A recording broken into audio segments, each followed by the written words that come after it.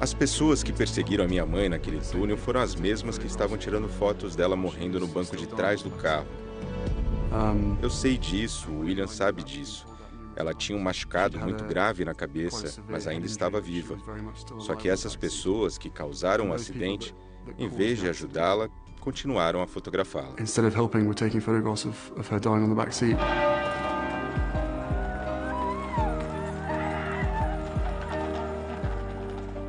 Eu queria que a minha mãe tivesse orgulho da pessoa que eu tinha me tornado. Eu não queria que ela pensasse que eu ou Harry estaríamos devastados por aquele momento. Eu queria que ela visse que todo o trabalho, todo o amor e toda a energia que ela dedicou à nossa criação não seriam desperdiçados.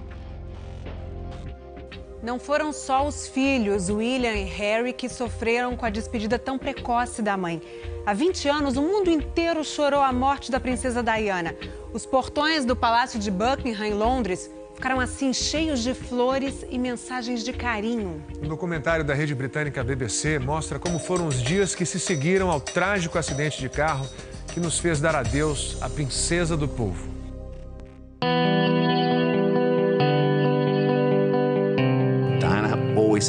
A Diana sempre andava com o celular na bolsa. Liguei para ela. O telefone tocou, e eu pensei que estranho, ela sempre atende.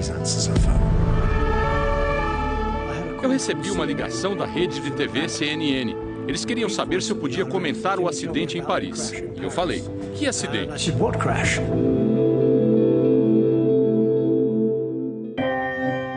Paris. Madrugada de domingo, 31 de agosto de 1997. Pouco depois da meia-noite, a princesa Diana e o namorado Dodi Al-Fayed sofrem um acidente de carro enquanto são perseguidos por paparazzi. O motorista e Dodi morrem na hora.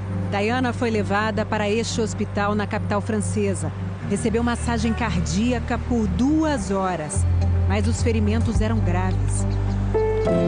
Às 3 da manhã, os médicos declaram que a princesa do povo estava morta. Ela tinha 36 anos.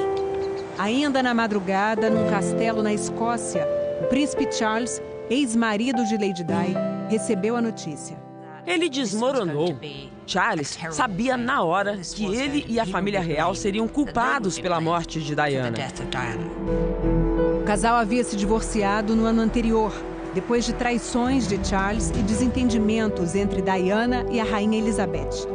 Com a separação, Lady Di perdeu o título da realeza, mas Charles sabia o quanto ela ainda era amada pelas pessoas.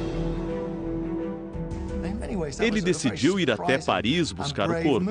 Isso surpreendeu muita gente, porque eles eram divorciados. Ele não tinha direito de ir até lá. Ele era apenas o pai dos filhos dela. Os príncipes William e Harry foram avisados da morte da mãe quando o dia amanheceu, assim como a maioria dos britânicos.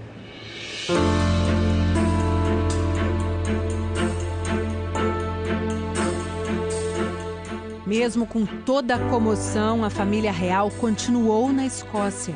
Naquela manhã, a rainha levou os netos para a missa. No castelo, a monarca ordenou que todas as TVs fossem desligadas e escondidas dos garotos. Então, com 15 e 12 anos de idade. O príncipe Harry perguntou, pai, é verdade que a mamãe morreu?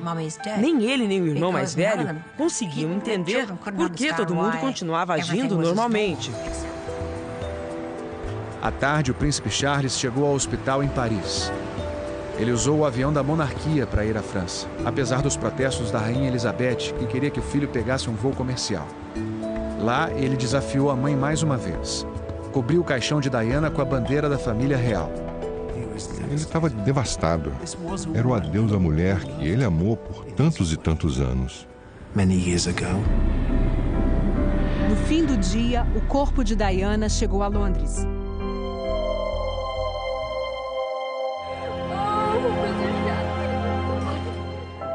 As igrejas e as praças ficaram lotadas. Impactada pelo sofrimento demonstrado pelo povo britânico, a monarquia decidiu dar a Diana um funeral da realeza.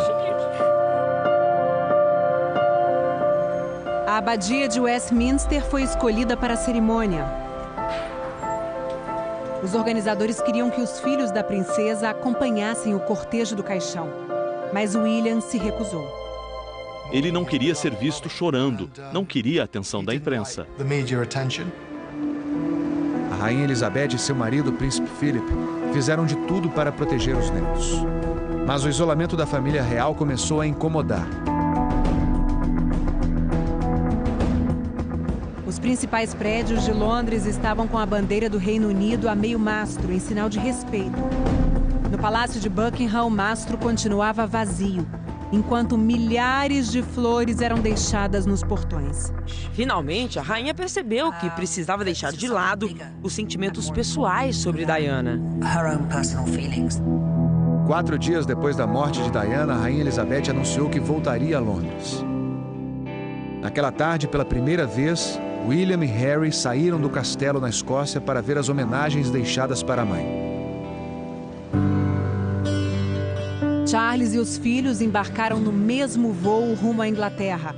Em geral, é proibido que futuros reis viajem juntos, mas como os garotos estavam tristes, a rainha permitiu.